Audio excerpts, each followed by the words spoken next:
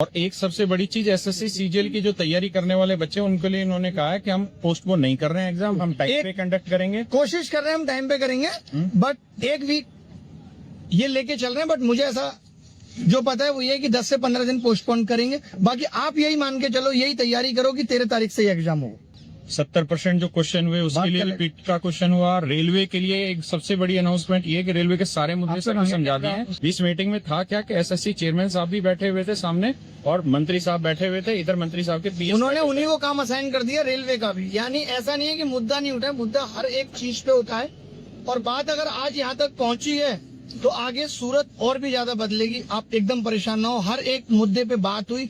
जो उनकी शिकायत हम लोगों से थी वो भी दूर हुई और जो हमारी उनसे थी वो भी काफी हद तक दूर हुई। अब देखते हैं कि ये चीजें रियलिटी में कहाँ तक जाती हैं। सबसे बड़ी चीज जो है वो ये है कि अब सारी चीजों को टाइम बाउंड कर रहे हैं। जो सेंटर्स आ रहा है जैसे राजस्थान से अंडमान पे, तो इस पे चेयरमैन साहब को जवाब देना नहीं बन पाया।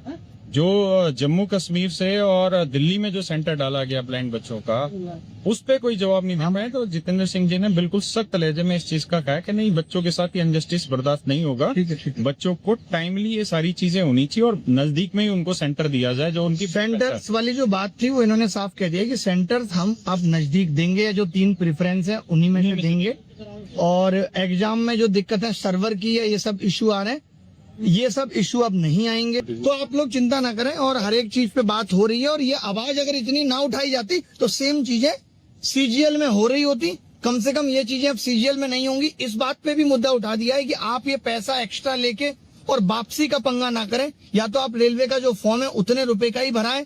जो ये चीज चलती है कि एक्स्ट्रा पैसे भरा लिए गए, रेलवे की वैकेंसी टाइमलाइन के अंदर ही फिल हो, इस पे भी बात हुई। और दूसरी चीज ये है कि अभी ये सिर्फ वर्बली हो रही हैं, तो इसलिए किसी भी चीज को ना तो हम ऐसा मान रहे कि ऑथेंटिक है, ना जब तक ये लिखित रूप से ना जितनी चीजें ये ले आएंगे, ये कह रहे हैं 1 हफ्ते में हम सीपीओ का रिजल्ट ले आएंगे, तो देखते हैं 1 हफ्ते में ये क्या क्या करते हैं।